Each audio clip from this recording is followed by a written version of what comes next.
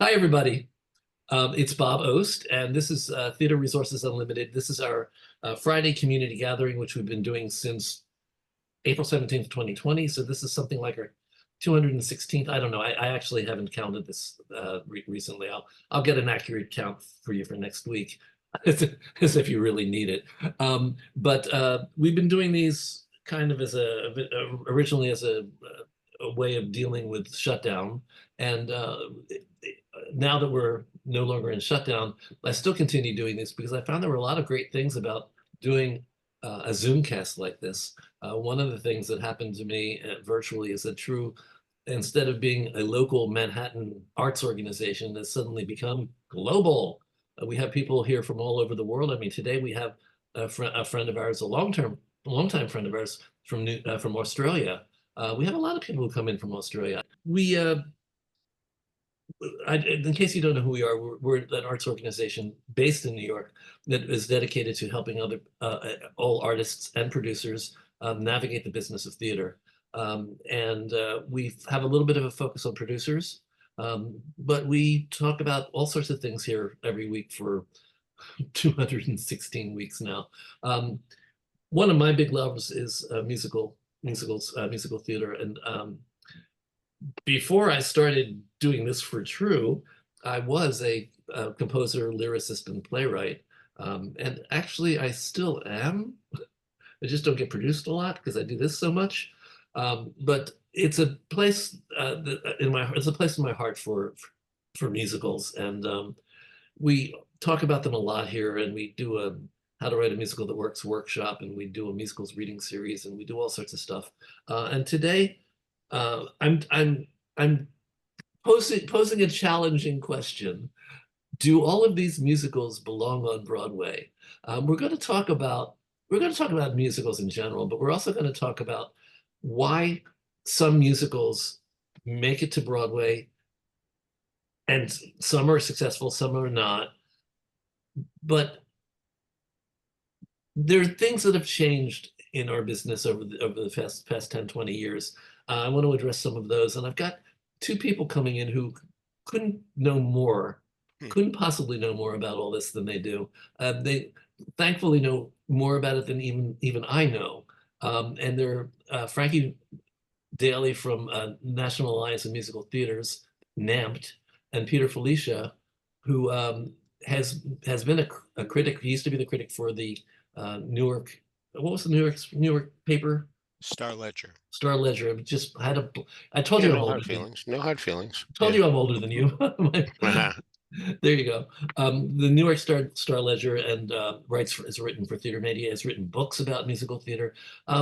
He's in some circles considered one of the quintessential, one of the absolute uh, experts on musical theater.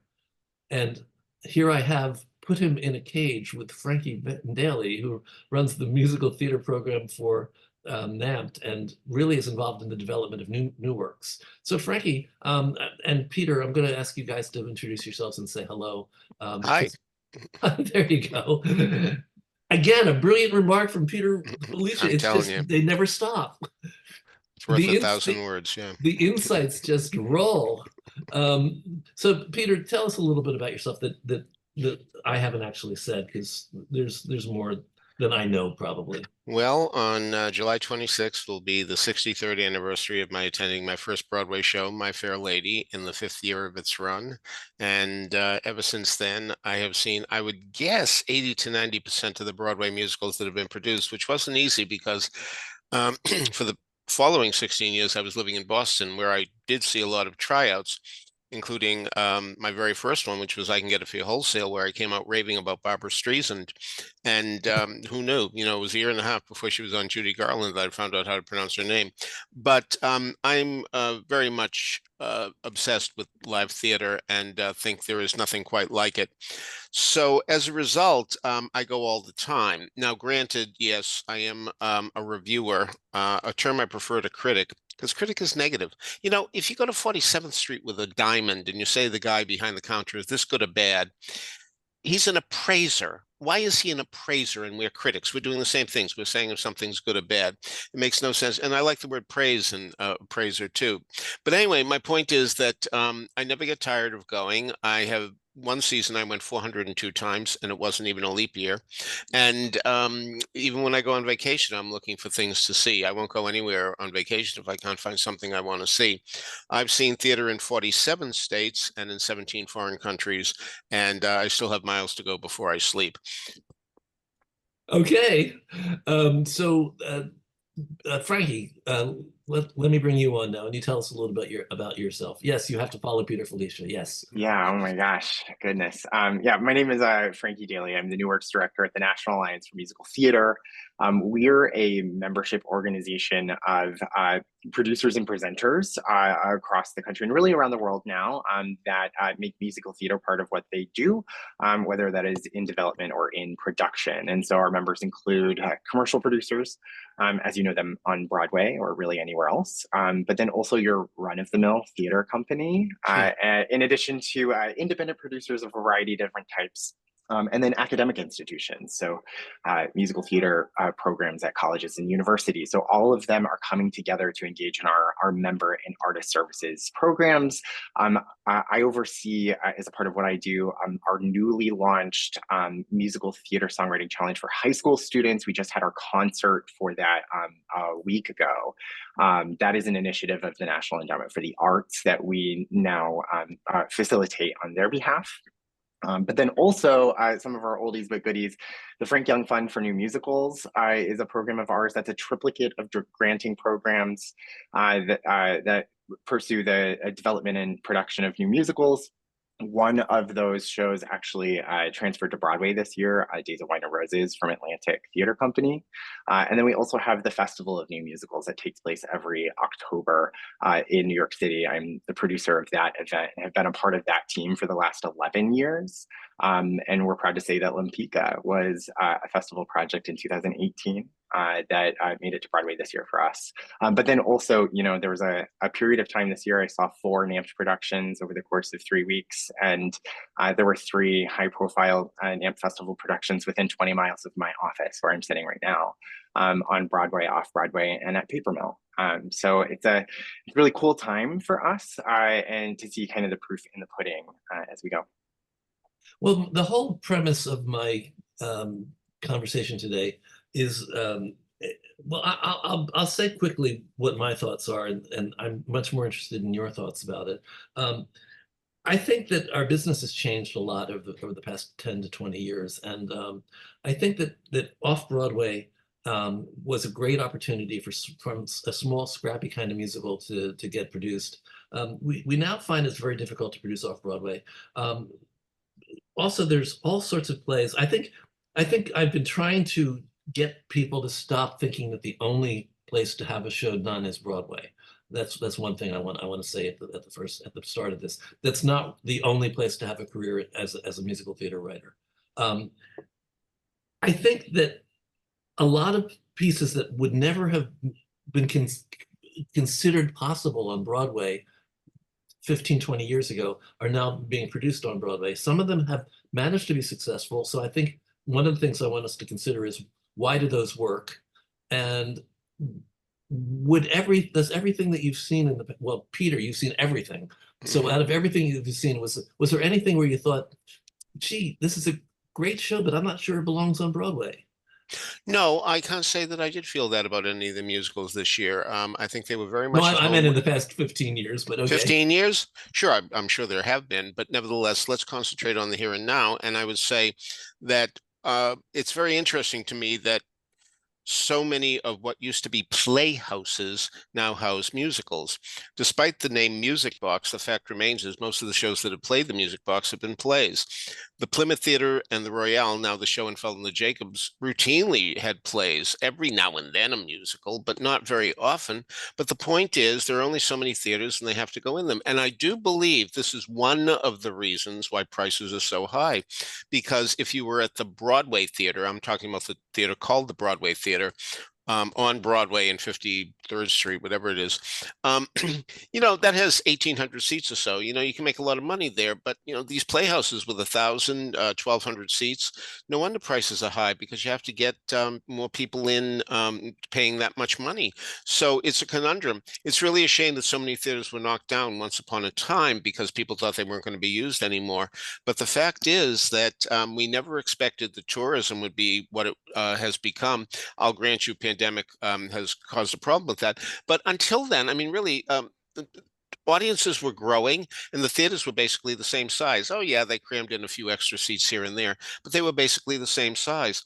So I don't know. It's very rare for me to see a show on Broadway that I feel is too small for Broadway because indeed some of them are on these small playhouses.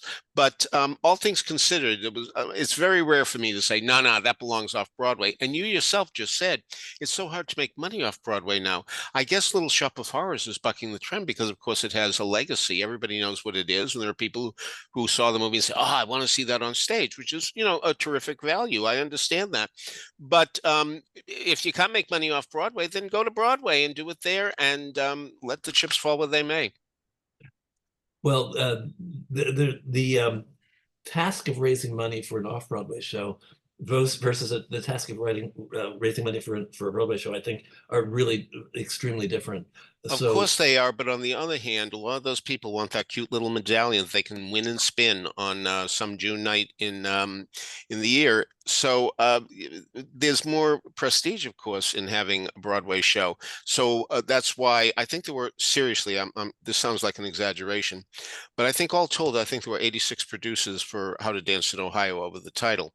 And someday, of course, at Radio City, when they all get up there, the stage is going to cave in. But the thing is, you know, the point is all these people brag about the fact that they're Tony-winning producers because indeed they did raise some money for the show. The days of David Merrick Presents, Harold S. Prince Presents. Look, in 1964, there was a play called Any Wednesday. When it opened on Broadway, the New Yorker, which used to be very good about listing everything about the theater, it's terrible now, but back then it said, Any Wednesday, a play by Muriel Resnick, directed by Henry Kaplan, produced by George W. George, Frank Granite, Edward Spector Productions, Peter Katz, and Howard Erskine. And then, in parentheses, they actually put down, did we get them all? Meaning, my God, who's ever heard of 5 producers on a play? You know, today there'd be a story in the Times of what an achievement it was if they only had 5 producers. So yes, Peter, has really anybody ever told you you're frightening? You're just frightening. all the time. My God, how do you keep all that in your Oh, head? is that type of frightening you mean? Oh, I see what you mean. Yeah. That's what I mean. It's like, Oh, usually they name mean the the others. producers of Any Wednesday. What? So anyway, you know, it's really incredible how many people would much prefer to be associated with Broadway than off Broadway, especially where there are, you know, fewer houses really now that are commercial for off Broadway. There just aren't that many. Think of all that have died over the years. The Promenade certainly comes to mind immediately. And I haven't been in the Cherry Lane in a long, long time suddenly. It's still in transition. Uh-huh. They're The still Actors figuring it out. Playhouse I used to go to, not anymore. Circle Rep. You know the list. I don't have to detail them all. But the point is, Broadway is truly, by and large, the only game in town. Frankie, if Broadway is the only game in town, what do you do with all of the hundreds of people that submit musicals to you, some of which you actually fall in love with and want to see have a life? What do you tell them? I don't think it is the only game in town. I'm so sorry, but I actually think it's terrible business. I think we're really having a conversation that like follows the money and gets to a point of audience development. That's where Off Broadway is right now, and I think actually in the past 2 years, even we're seeing a huge resurgence in a focus and success in commercial off Broadway. I think the not-for-profit off-Broadway theaters have also really hacked into a matter of audience development, and we're seeing kind of who is finding success in their ability to find to sell these out. I mean, like when you're hearing about these like sold out megawatt successes, they are happening off Broadway. It's Oh Mary downtown. I mean, it's most of the shows that are coming through that venue down there right now that are using that as a launch pad to come to Broadway. And I would venture to say I don't know that that they ever like didn't belong there in the first place. Like it's a saleable, like star movable thing. It's a business model at the end of the day. The numbers just make sense in a different light. I think that we're discovering the model is at play, I think, in all facets of this. We're discovering that audiences aren't price sensitive at all, even post-pandemic. And there's a lot of conversation about money in our biz. Merrily, they're not cost conscious. Cabaret, they're not cost conscious. Stereophonic, Outsiders, those are all Broadway, but there's an off-Broadway aspect to what, two of those as well that also did really financially well. And But so I Frankie, think there that would plays have been into a that. time. There would have been a time when Oh Mary would have stayed off Broadway and run. Sure, it could have been Why did now. it move? I mean, because Broadway is where they want to be. It makes sense that so many of these things are essentially, Yeah. in a strange way, out of town tryouts.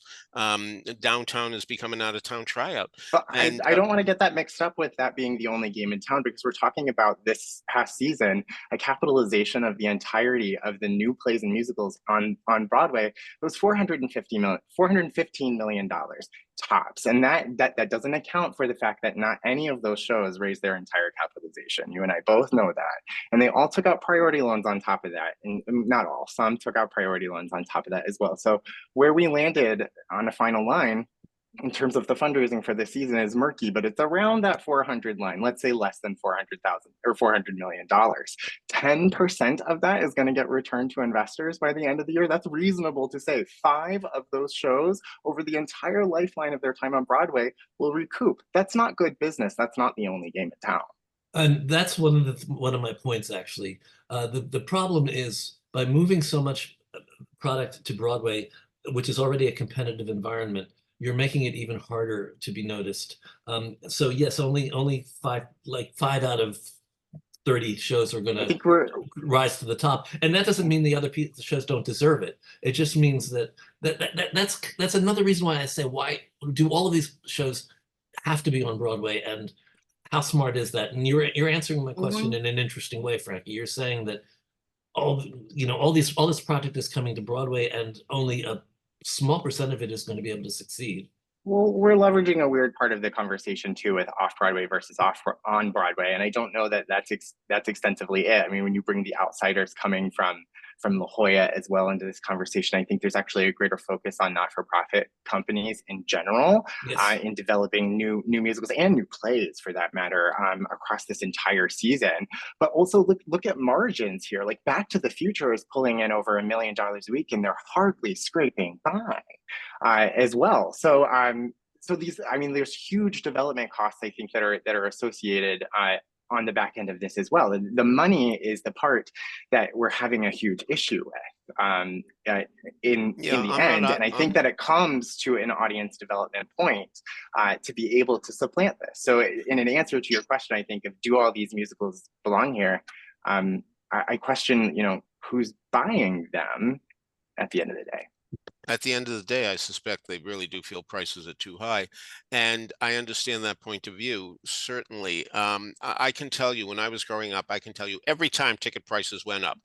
I mean, when on a clear day, you can see Forever went to $11.90 on Friday and Saturday nights, I winced. When it went to $12 for Superman, for $15 for 1776, for $20 for Zero Mostel's Revival of Fit, I could go on. My point is, I'm very price sensitive in that way. So I know that a lot of people say to me, I'd love to go, but I just kind of, when I went to my doctor and he said, tell me what you do for a living. I'm a theater critic. I said, do you go to Broadway? Nah, I can't afford it. A doctor. I mean, come on, so I mean, I'm not saying that these prices aren't necessary. I'm just explaining the fact that a lot of people just have been priced out. I remember one time being, but I also go ahead. No, sorry, go for it. No. Oh, I was just going to say that this is not, this pricing out though situation is like, I would venture to say that we're not a unique industry in this effect. So the entire capitalization of our Broadway season was $400 million. My organization, a membership organization nationally of producers nationwide, our combined operating budget across all members is $600 million a year.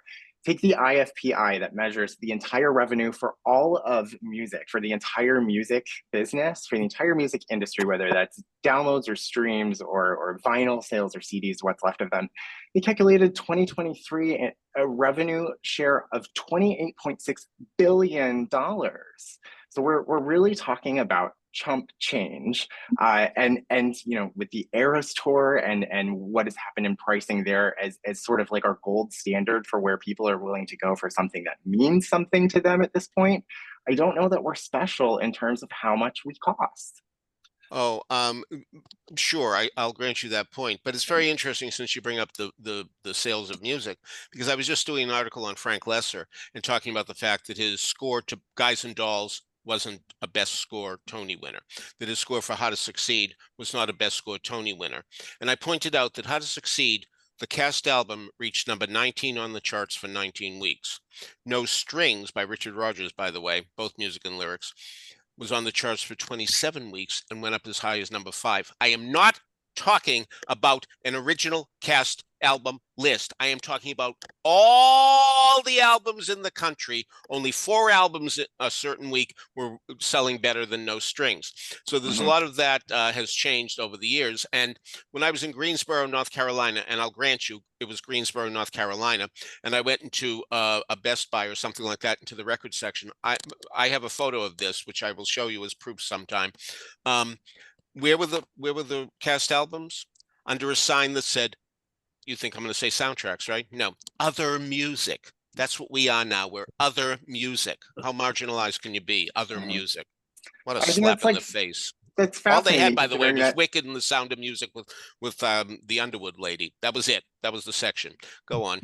Musical theater is the sum of these massively successful pieces of other art forms together. And the fact that we are niche at best financially in comparison seems sort of out of whack to me overall. But yeah. Well, let me rephrase the question, Yeah. or the title of this. Let's say, is it wise for all these of these musicals to be on Broadway? And you bring up a very good point, Frankie, which is the competitiveness and the fact that only 5 shows are likely to emerge as being breaking even or even making money. So let's talk about what you feel are what do you think makes a musical stand out and be a hit? Why does Merrily We Roll Along? Well, there's obvious reasons. There's not obvious answers, but why does Merrily We Roll Along? They can do top ticket price of $1,000 now. You know that, right? Yeah. Well, I mean, but this is like a subjective thing that I think is like hacked into a part of culture. Like, it's marketing. It's fantastic marketing. It's great placement. It's the right title at the right time with the right part of like the overall macro sense of storytelling and how this fits in this moment, that people have decided that this is saleable. And that's not like the answer that is like tangible by any sense of the imagination, but all producers have a property that they think is saleable. Some of them turn out to be right, and some of them turn out to be wrong. These ones just justified it. They justified it. It's these 3 actors. I mean, we're seeing here, it's these 3 actors. We got Daniel Radcliffe in the chat. I think that's absolutely it. It's also Jonathan Groff. I also think there's like this sense that Jonathan Groff was kind of destined for where he ended up in the Tony race this year, and deserving of that. And that plays into it. Like there's a larger sense of the field at play, particularly when it comes to the Broadway and Tony race, that is maybe not it's feelingsy and exempt from sort of the financial business running of this year. Now, that being said, Merrily caught great financial, can't do anything anymore. I can't do anything. Yeah, but the thing is, of course, without Daniel Radcliffe, it would have, and conceivably Jonathan Groff would have been a different story, and that's why it was a limited run. And in the old days, I mean, really old days, let's go back to Wonderful Town back in the 50s. Rosalind Russell was in it for a year. She left after a year. Carol Channing came in, did no business. It closed after a couple of months, and nobody was upset, because everybody made his money back in a year, and that was good enough. You could do it then. I mean, you can't do it now to get it back in a year, so you have to charge these astronomical prices while you have your stars, because no matter what happens, if you have a great star and the great star leaves, no matter who replaces them, it's a situation where it seems like damaged goods. Bette Midler and Dolly did wonderful business. Bernadette Peters did not. You could certainly go see it any night of the week that Donna Murphy was in. Donna Murphy, by the way, is my favorite leading lady. I feel terrible saying this, but of course people want to see Bette Midler much more than they want to see Donna Murphy. And for that matter, Bernadette Peters, a two-time Tony winner, and a name that I think is known outside of New York. Maybe not beloved or talked about every day, but known outside of New York. So the limited engagement is one of these things. And I am convinced, by the way, the reason we have people coming to Broadway for a limited engagement is because of the word EGOT, because Emmy, Grammy, Oscar, Tony. And by the way, must we always finish last? Kind of be Togi with Tony first? Anyway, the point is that people say, all right, I'll take a financial loss. I'm a movie star. I could make a fortune, but I'll go. I'll play for 8 weeks and I'll get my Tony and go home and I'll never go back again. And I think that's really one of the reasons why we have limited engagements. It used to be such fun to see a play open and see how long it was going to run rather than know they had a closing notice up before it even started. Yeah, that's one of the things that's changed. It's one of the things I miss. I want to talk about content for a second. There was a time when certain things would never have been imagined to be Broadway material or commercial. And I'm thinking of shows like Next to Normal. I'm thinking of more recent shows like Kimberly Akimbo. I don't think they would have been thought of top of mind, oh, let's do this on Broadway. What has changed in our culture and in our industry that has opened up the door for some shows that at one time would never have been considered? I can't state that. I don't have a crystal ball, or I'm not omniscient, but I don't think that some of these would have been considered for Broadway at one time. And yet they had success. They had some success on Broadway. I dare say they would have been off Broadway when there was an off Broadway. Where else are they going to notice? They both played one of the smallest theaters on Broadway. Each of those played the Booth, 750 seats.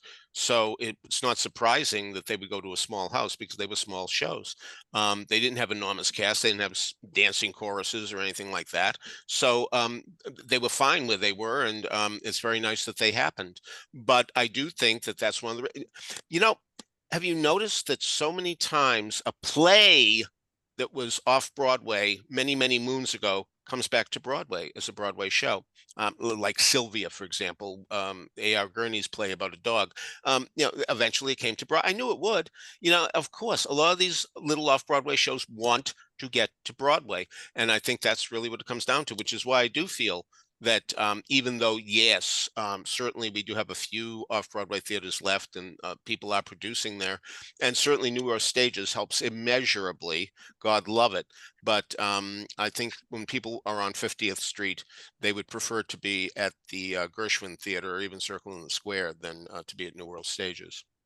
The other thing I want to add to what I said before is that I want to just say that the culture has actually opened up and accepted subject matter that at one time would never have been popular subject matter. I'm not saying it's popular all over the country, but it's popular enough that audiences came and supported shows that were about things that I think Jagged Little Pill at one time. I don't know whether it would have been subject matter that they would have considered appropriate for commercial theater. Maybe not, but the fact that the music was well known beforehand, right? Yeah, that does help. It sure does. It sure does, because we are in an era where people want to hear the songs they know. And I'm not even saying there's anything wrong with that, by the way. I am not the type of person who has a knee-jerk reaction to jukebox musicals. It's very interesting. I wonder if there was ever any complaint about jukebox musicals when Hollywood was doing them. Think about it. There were bio musicals, Words and Music, Rodgers and Hart, Night and Day, Cole Porter, I'll See You in My Dreams, Gus Kahn, who's he? The point is that Hollywood did this all the time.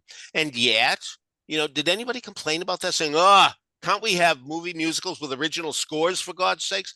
I mean, it seemed to be a convention and people seem to enjoy it. I don't resent people going to the theater even to hear songs they know before, if that's what they want to hear. I do believe that Broadway theater has been tremendously influenced by the concert mentality. The people were used to going to arenas. That's why when the lights go down, the crowd immediately starts applauding. That's why after every song they go woo. I went to Cats recently and I decided to count how many woos were emitted by the woman behind me. 137 in 67 in the first act and even more in the second act. So, I mean, but that has come from concerts. And that's what we have now. We essentially have concerts where instead of patter by the singers, there's book material. If this is what people want, they should have it.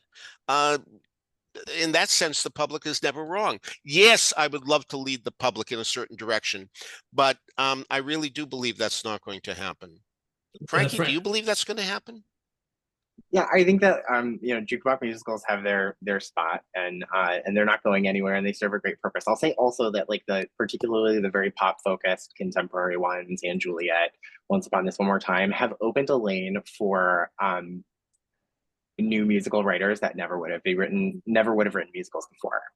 There's a new understanding and musical language that is accessible to this industry for creators that would never have ordinarily thought that this is a place that they could come tell a story. 20 years wait. I just finished a high school program with 8 phenomenally talented juniors and seniors, and you give it 20 years and this is going to be a Broadway season like you've never known, and that concert mentality is going to take over because the stories are being told in the musical language that these folks grew up with. Just as in any generation that's come before us, people are changing, and the content that comes with the new audience does as well. So Frankie, you're go ahead, Bob. I'm so sorry. You're exposed more than any of us to what young people are writing, what everybody's writing. You get submissions. How many submissions do you get? Do you get a year? So we had 2 record-breaking years in a row. So we had 575 submissions last year for the Festival of the New Musicals, and we had 584 this year. So when you decide which 12 or 10, how many do you do now? I forget now. It's 10? 8. We select 8. 8. Okay. How do you select the 8? What are you looking for when you select the 8? And I'm going to assume that will that make it on Broadway is not one of the criteria. Sure. So I don't select the 8. We have actually a committee of our membership that represents all the different facets of our membership that selects the 8. And so they are, producers and presenters across a wide facet of different responsibilities. And they're coming to mind and campaigning with each other to select these shows to create a well-rounded season that can serve the broadest and largest common denominator, I think, of the membership. While also being shows that they can passionately stand behind and say that this furthers the art form. This also, based on the way that you're set up, your model for NAMT, the most likely thing that's going to happen with your shows is they're going to go into a regional theater, because that's what you're doing. You're presenting to regional theaters around the country. Our regional theaters and you can a wide variety of others, but I would venture to say that is that's a slight misconception, or maybe a dumbing down of it. We're selecting shows intentionally that are in a variety of different places. We're selecting shows intentionally that are in a variety of different places in their developmental pathway. So things that are earlier and things that are more baked and ready to go into a production.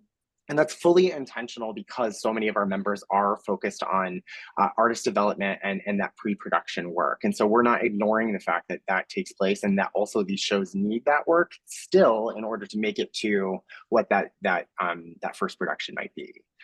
So it's a little more nuanced, I think, than just a production comes after the festival. That's not true. The writers know that's not true, and it's not the goal necessarily in all instances. Sometimes the show doesn't move forward, and the writers do. But it's the bragging rights, because your NAMT and any place that does this, they always will push which shows have had visible productions and talk about the success of the festival. And I admit to you, I acknowledge that that's not necessarily the criteria of success that you have in mind. I don't mind saying here, and this is a little bit of a new frontier that NAMT is stepping into, just particularly over the last couple of weeks. But so we don't take a financial stake in the show in any sort of long-running basis for presenting it at the festival. We literally just ask for credit. That mice type credit that you see at the bottom of the title page of a program, that's all we are contractually binding the writers to.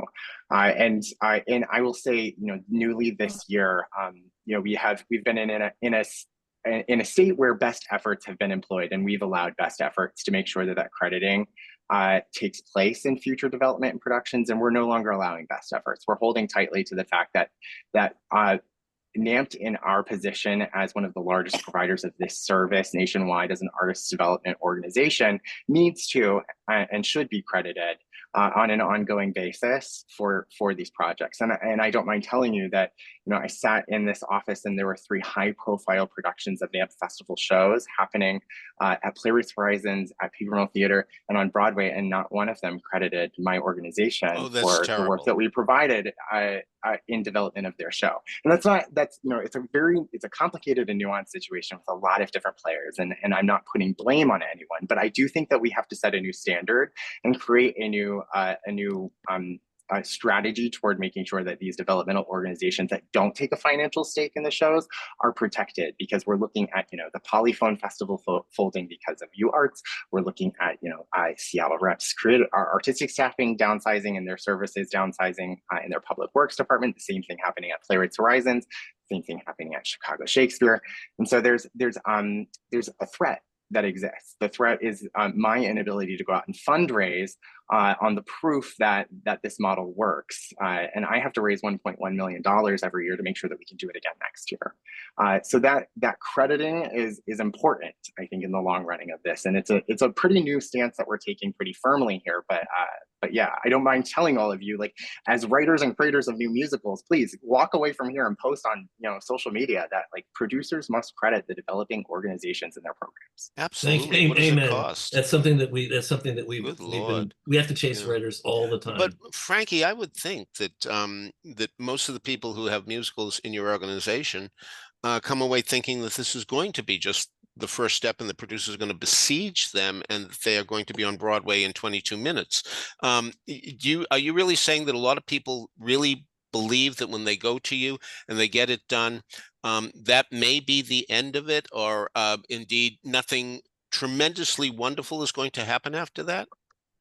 I don't think that we're not promising that something tremendously wonderful. Oh, I know you're not happen, promising, but I think every show's coming into us at a different point in their lifeline. Some of them would be terrified to have a Broadway production immediately on the other side of that. As exciting as this is, that's sometimes not the right decision, because the show's not done. There's still dramaturgical work on the characters. Something may be not right. Something may be offensive in this current formation, and we need to figure it out. And the festival is what connects them with the resources in our NAMT, in our membership, to be able to make that happen, whether on a regional basis or off Broadway or in development or in some pursuit of another iteration. So I just wanted to say that what I was trying to get out of this conversation today, and we're getting a lot of it, is that Broadway and New York are not the only places that musicals need to go to, and people that are applying to NAMT, I'm sure, in spite of what they say, a lot of them just assume they're going to wind up on Broadway, as Peter is suggesting as well. What we're trying to do is we're trying to educate people, especially the writing community, that there is more opportunity than just Broadway, and Broadway is a very small niche. There's not that many shows that get produced there, and of the ones that get produced, a very small percentage of them make any money. Now, writers make money because they're getting royalties from the start when they're optioned. So writers, I don't blame them for wanting to come to Broadway. But again, that's where the money is. Yeah, I just want. That said, though, the point is that, yes, we have learned that the stock and amateur market is intense, and it's amazing how many shows that have not done well on Broadway have done so well in the hinterlands. For example, certainly Seussical was saved that way. Nobody would believe that Seussical was a flop on Broadway, considering how many productions it got. SpongeBob is immense now in the hinterlands, and good, terrific. Lets people see these things. Of course, there is a life beyond Broadway. I wouldn't deny that for a tenth of a second.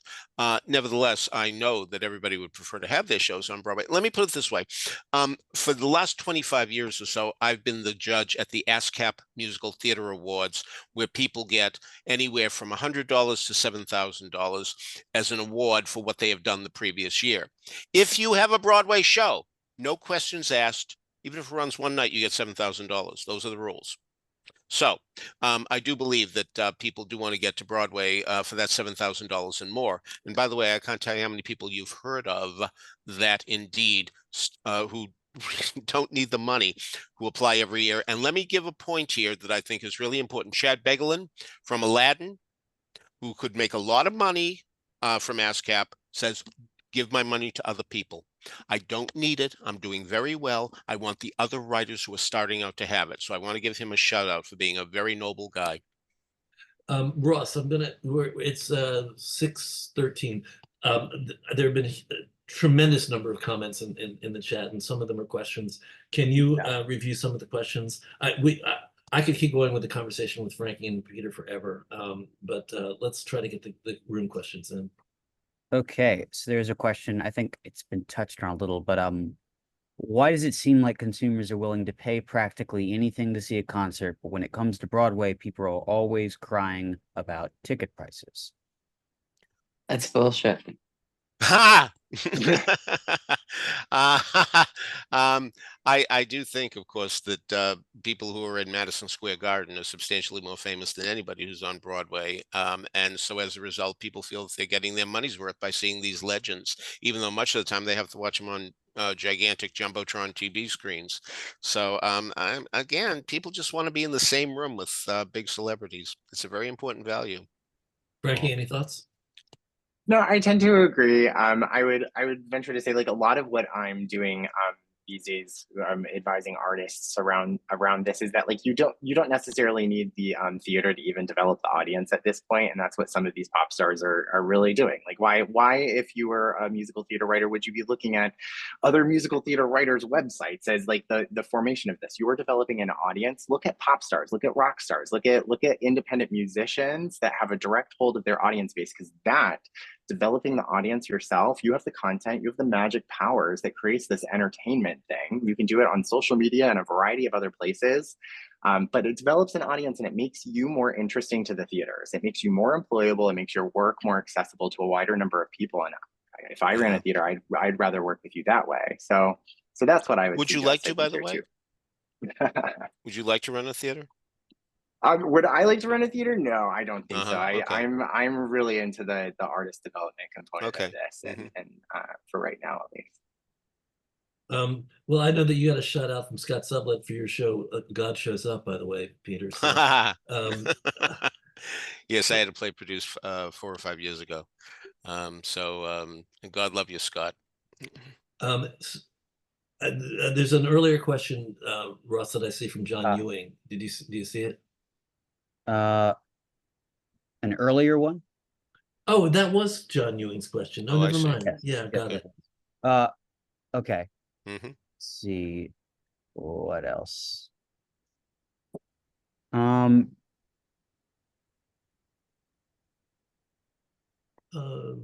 probably should have addressed these as they were coming up. What? Go ahead.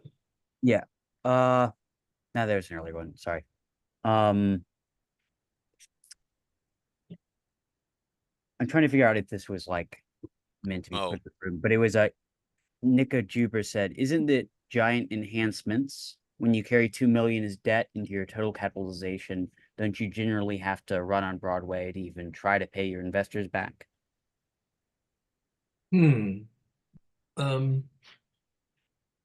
Well, yes and no, Nico, because basically, if it's the Broadway show that's going to ultimately have the $25 million budget, if you're in development, and this earlier development, you're developing with a not-for-profit, and you're enhancing a not-for-profit, the production is not going to cost that, and it's a whole different thing. It's basically enhancement deals, to my understanding, and I don't understand everything. To my understanding, they are basically a way for a commercial producer to try out a show in a professional theater, often a very well-equipped, technically sophisticated theater, in a regional theater somewhere, and see how it works. The regional theater usually maintains some control of the production. It's unusual for a producer to bring a show in development into a regional theater and say, he's my director. That I don't think that happens very often. No, I don't know whether they're at that point of their enhancement. The enhancement gets folded into the commercial budget. So the question is, I guess your question is, what do we do about the expenses that we've incurred in the regional theater before bringing it to Broadway? And the answer to that probably is that you've only lost $2 million instead of $25 million. I think that's the answer to that. I'm not sure. Margot can probably tell me if I'm right. Boy, back in 1965, a show ran one night called Kelly, and it lost $650,000. And I'm telling you, it was a cause célèbre that a show could lose $650,000. Of course, today, if a show lost $650,000 at the end of its run, they would claim they had a hit. They would brag about it. That's right. Because We they paid back so only much of it. we Yeah. only lost Yeah, 650,000. really. I mean, when you talk about 25 million, what's that? So the other thing I want to talk about, though, is the emergence of rock music in the theater over the years. And Michael Kunze, who does a lot of translation of Andrew Lloyd Webber's show in Germany, said to me a long time ago, it doesn't matter in what era a show is set. People don't care about that anymore. They want to hear rock music, no matter if it's anachronistic. It doesn't matter. That's what people want to hear. And I thought he was wrong, but time has proven him right, because I've seen a lot of shows that have taken place in long ago eras that now you have rock music, and I see people bopping along, moving their head up and down, and snapping their fingers and clapping their hands and all that kind of stuff. And this is an example of exactly one of the shows I was talking about, Six. That's a show that you would never have imagined being on Broadway at one time. Sure. I agree. It's an off-Broadway show, but where did they go? I mean, in fact, ironically enough, they were in a type of an off-Broadway theater when they were in London at the Arts Theater, which is essentially an off-Broadway theater. It's in the West End, but I mean, location doesn't mean what you are. But boy, the moment they could jump to the big leagues, they certainly did. And successfully. That's the mystery. I don't think we can solve the mystery. The mystery is, why do some of these shows make it big, and why do some of these shows just fade away and we never hear of them? The best example to me. All right, so there's a show, Patti LuPone, Christy Debisole, both won 2 Tonys, about Helena Rubinstein and Elizabeth Arden. My God, the female audience is going to love this. This is so interesting, so on and so forth. My God, it's going to run for years. And of course, think of all the aging actresses who can take over when they leave. Oh my God, what a bonanza! And by the guys who wrote Grey Gardens, terrific. Meanwhile, what's this show about 9/11? Are you kidding me? There's no scenery, and the people who play the victims also play the heroes, and there are no stars in it. And of course, Come From Away ran about 4 or 5 times longer than War Paint did. So one never knows, do one. I had a dinner with Richard Barr many years ago, and I was sitting and asking him what he was producing. And he said he's producing the new Sondheim musical. And I said, amazing. Tell me, what is it? What is it? He said, well, do you know what a penny dreadful is? And I didn't know. And he explained it to me.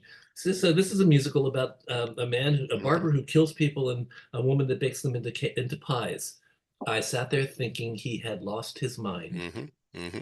So the lesson from that for me is always, it's never the idea, it's the execution. Absolutely. Tain't what you do, it's the way that you do it. Yeah. Ross, have you caught up to any others? Yes, well, just some context to the last question. Nico just said, I was saying that there's not a lot of models that let you make back 1 to 2 million development costs at Art Broadway. You were asking why so many shows are Broadway or bust these days. So that was the context there. Yeah, I suppose the answer to that, though, then would be that, like, you wouldn't engage in that level of development costs unless Broadway was like part of the business plan from the jump, right? Like that's a huge amount of risk. So I would hope that, like, Broadway or a film adaptation, even like something on the other side of that, to be able to like make it a fruitful business, because it's also not like a relationship between the individuals and the theater company. There's like an LLC or an LP that's been formed that holds the rights to the play, that then is funded by investors, that then gives that money to the not-for-profit company. So that it's a hugely structural enhancement deal from an operational standpoint and financial standpoint. It's also interesting how the Tonys have changed over the years. Until they were on TV in 1967, they didn't mean very much. If you look at marquees from the 50s, New York Drama Critics Circle winner, Tony Award. They always list the New York Drama Critics Circle Award first. It doesn't mean nearly as much now. Why? Because the Tonys went on TV. And for all the talk about how terrible the ratings are, have you ever read a story on a Tuesday morning after the Tonys that doesn't tell you how much more money the shows that won took in? So, God love the Tonys for doing what it does. It certainly brings an awareness. And even though everybody complains about this, that, and the other thing about they didn't like on the broadcast, the fact remains is they've helped immeasurably.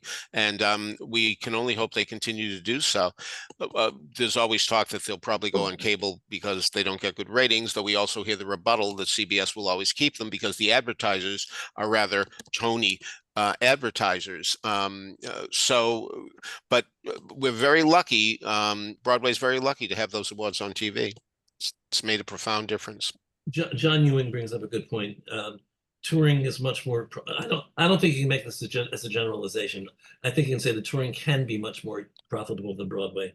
The Dirty Dancing musical has grossed over $500 million in its Sure. So there are shows that have never been. I will never forget, as long as I live, being at the very, very, very, very, very first performance of 42nd Street here on Broadway. David Merrick did not sell tickets to it. The Democratic Convention was in town. He said, "I want everyone from the Democratic Convention to come." I went that night. I was able to get in, and I am telling you, it was amazing to hear all these people from out of town looking at the Winter Garden and saying, "It's so small," because they're used to these enormous houses where they're from, 3,000 seats, and they expected Broadway was going to be, every theater was going to be like Radio City. And it was very interesting to hear that perception. So yes, there's a lot of money that can be made on the road because the theaters are so much bigger. And I'll also add to that it's it's apples and oranges a little bit between the Broadway model and the touring model. We're still selling tickets, but you're building the show in a wildly different way for a touring model because you're on a system of guarantees. So you know how much you're guaranteed to make in over the long run of the entire tour from the jump, and then you're adjusting costs internally from that point forward. Everything, the profit that you make is in how truly successful you do from that. Whereas Broadway is different. You're building a capitalization and hoping that you can add to it. Can I solve a mystery for some people? Frankie used to be a general manager. Yes. We forgot to mention that. We can tell. Good Lord, he knows his onions, doesn't he? This has been very impressive because I've never shaken hands with him before. But boy, I'm impressed. So yeah. By the way, in terms of the Tony, that helps the marketing on the road too. So if you win Best Lighting in a musical, you are the Tony-winning musical. That's the way they advertise now. It doesn't have to be Best Musical. We're the Tony-winning. We won a Tony, or which is even, I think, more lousy is. I think there should be a law that if you, for example, if let's just say for the sake of argument that Merrily was going to run another year, but Jonathan and Daniel were leaving, I don't think they should be able to advertise 4 Tony Awards. They should have to advertise 2 Tony Awards because the people who won the awards have left. It's not the same show. So I do think probably not the same lighting either. I see your point. But anyway, I do think that would be fair, but that's not going to happen, needless to say. So Ross, catch us up. Yeah. With its limit on cast presenting side, as one of the NAMT shows presented had a larger cast in the full production?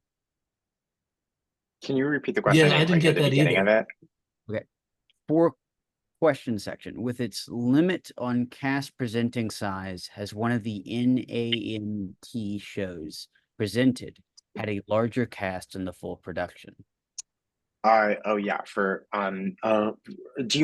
Does the question mean like has the presentation we've presented had a larger cast than what the show called for? I'm not. Let me just repeat. No, I think what they're asking is you have a limit of 12 performers for the NAMT presentations. So what we're doing is a little different because we're a moment in development for a captive audience of producers that all do this for a living and see readings and works in development for a living. So we present 45-minute stage readings that are cuts of the whole show. So like kind of commercials that we like to say are music forward, but sometimes have their own kind of casing device to be able to get across what the good sense of an A plot is, give us a cliffhanger with the intention that the audience is going to request materials or a meeting or contact with an agent or some sort of furtherance forward. We obviously have to have like a little bit of a boundary in the way that we produce this event because it's massive on our end. So we limit that to a maximum size of 10 actors. But again, that's just for this 45-minute presentation that is a cut of the show. And our experience has not been that that's so limiting necessarily. We've had some massive shows come through that have like upwards of 30 or 40 characters and anticipated actors. A lot some like public works like intended programs that are meant to engage children or community in big ways too. And we've been able to present those successfully. Always leave them wanting more. Let me ask you both. Just let me know. Do you have a hard out at 6:30, or can we continue with the questions? I do have to see a show at 7. Yeah. Okay, so Ross, can you cut to some of the questions that Yeah. seem more relevant? I don't know. Yeah, sure. Do you think NFPs will eventually supplant commercial production simply because of tax breaks for the wealthy? Seems like it might be a safer gamble. Non-fungible tokens? Did you say NFTs? NFPs. Oh, what are NFPs? Oh, nonprofit, not for profits. Okay, got it. I heard not NFTs. Like what? I've lived long enough to know that anything is possible. Go ahead. No, you go for it. You weren't finished. All right, I'm gonna tell a quick anecdote. This will be my my 11 o'clock number. I don't know if any of you remember a comedian named Charles Nelson Riley, who was always very silly. That was his persona. I'm not criticizing him at all. Funny face, funny demeanor, always looking for a laugh, so on and so forth. Became a director. Was directing a play by Julie Harris. They were great friends as a result of being in a musical together. And Skyscraper. Good. So anyway, as a result, they were doing it at Long Wharf. And I said, so do you think he'll come in? And that face that I had only seen be funny got so serious when he said, it's a miracle that anything ever happens. And he's right. It is a miracle. To all you people out there who are producing or listening to this, and to all who aren't, God love you, because you do provide miracles. That's exactly what you are, miracle makers. And for those of us who care about this art form tremendously, we appreciate all you do for us. I gotta go. Thanks, friends. Bye. Bye, Peter. Thank you. Frankie, we'll see whether we can get to a few more questions, because I think I just saw tons of things in the chat. Can I respond to that last one quickly? Who's that? What? That was me. Can I respond? Just the notion of wealthy people donating to not-for-profits for the sake of a tax write-off is just that it's not real. There's all of the not-for-profits that the theater companies that are struggling for funders too. They're all in red alert. They're all changing their staffing structures and firing people to stay afloat. And it's not because there's wealthy people on the other end of that are just kind of signing away checks because they get a tax write-off. It's not that easy. And I think that actually maybe we can spin that into a little bit of a message that we've talked a lot about money. When you were introducing yourselves today, you were all talking about fundraising to some extent, and that's the game. That's the game for everyone. It's the game for the institutions just as much as it is for the individuals, and there's a level of fairness that exists, I think, across everyone for that. I see from Paul Kirby, there's a dumbing down of our pop culture. People who will pay hundreds for a Taylor Swift concert or pro football game. We talked about this, didn't we? Okay. You already got the next one. There's Nicole.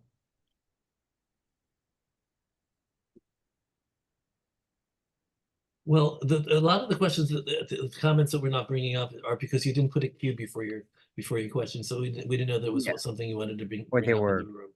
Or they weren't questions, just comments. So Okay, so anything else? Not that I see, no. Okay, I would just invite people to do a virtual. No, I don't like virtual hand raise.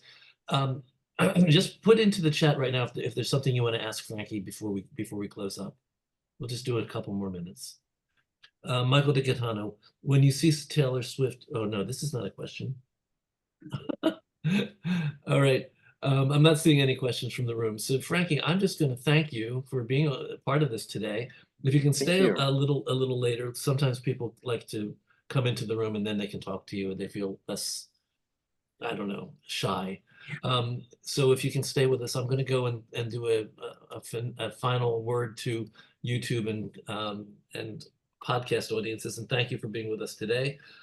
My thanks, of course, go to Peter Filichia as well as to Frankie Dailey for joining the conversation and being very lively and entertaining and smart, really smart. So thanks, guys. And I want to thank everybody in the room for being with us. And to those of you out there, if you would like to come to the room, if you'd like to be part of the conversation and be able to ask questions and maybe meet the guests, often meet the guests, I can make that happen. You just email me at trunltd@aol.com. That's trunltd@aol.com. And we'll send you a link every week. We'll send you an email telling you who's speaking, and you can join us. We've been doing this as a public service since April 17th, 2020. And I wish we could keep doing it as a public service and free for everybody. But if we don't start charging something, or we do charge something, if people don't start paying something, then we're eventually going to have to stop doing this. So if you like the idea of meeting every week, being part of a community that's actually global at this point, and talking about interesting things with interesting guests, I have a lot of people coming in that are amazing people that I think you would enjoy meeting. Consider giving a donation to TRU. Go to trudonate.com, trudonate.com. It's trudonate.com. Or when you come to these meetings, pay the minimum $10, maybe. Give us a donation, maybe. Whatever you can do to just keep us financially stable. I would appreciate it. In a couple of weeks, I do have a very interesting panel. Some Australian theater artists are coming on. And one of them is Nancy Hayes. Now, that may not mean a lot to many of you out there, but if you're in Australia, you're probably going, Nancy Hayes, really? Nancy Hayes is one of the grand dames of musical theater in Australia.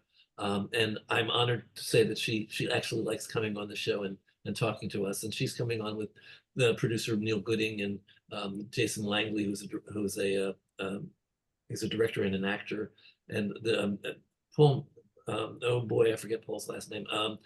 The guy that wrote Clinton the musical, he's coming as well. So join us in 2 weeks. I think I'm taking off next week, July 5th. So we're not going to be doing anything next week, but come in 2 weeks and keep coming and seeing these things and supporting us. And that's it. Thank you all.